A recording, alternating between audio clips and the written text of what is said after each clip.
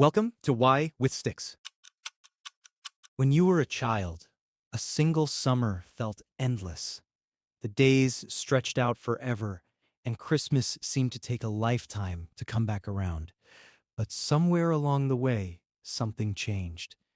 Now the weeks blur together, you blink, and another month is gone. You say, "This year flew by," and you mean it. The strange thing is, a year is exactly the same length it has always been.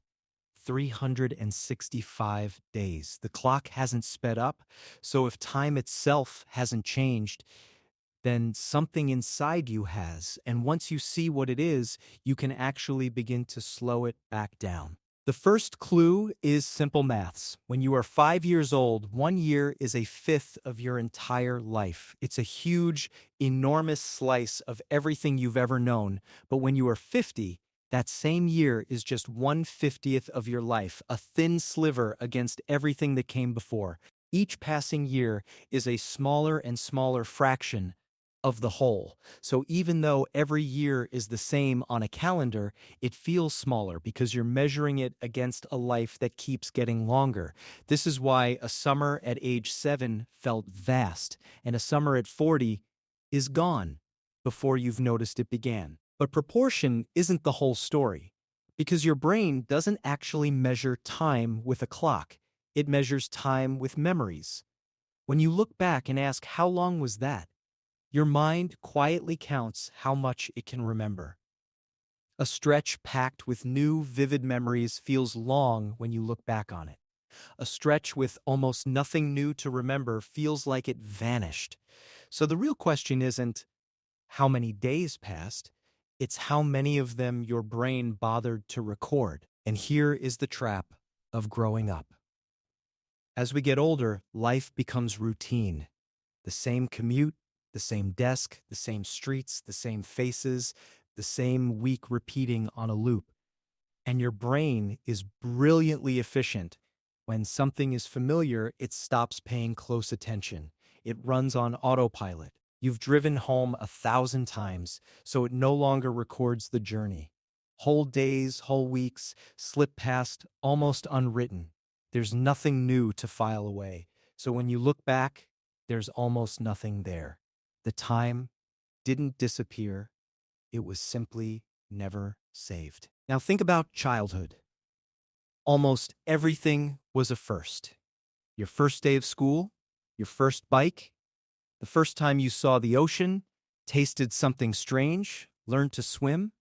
Childhood is dense, packed wall to wall with brand new experiences, and your brain recorded every single one in rich detail.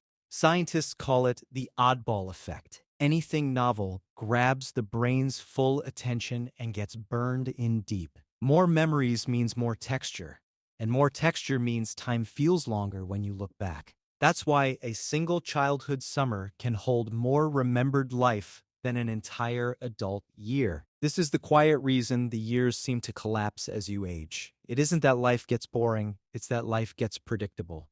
When every week looks like the last, your memory stores them as one blurred copy instead of 50 distinct ones. The mental landmarks disappear, and without landmarks, there's nothing for your mind to measure the distance against, so months fold into each other and the whole year feels like it happened in a weekend. The richest, slowest feeling times in your life were the ones full of things you'd never done before. But here's the part that changes everything. If memory is the clock, then you can wind it back. You can't add hours to the day, but you can make those hours count. The secret is novelty. Take a different route, home, learn something difficult, travel somewhere unfamiliar, meet new people, say yes to the strange thing, break the loop. Each new experience forces your brain to start recording again, laying down fresh memories, stretching time back out, and you don't even need grand adventures. Simply paying full attention, really being there for an ordinary moment, tells your brain, this one matters. Save it.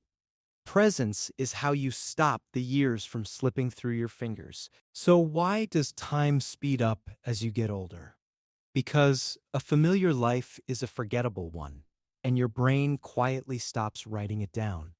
But that also means the speed of your life is, in a strange way, up to you.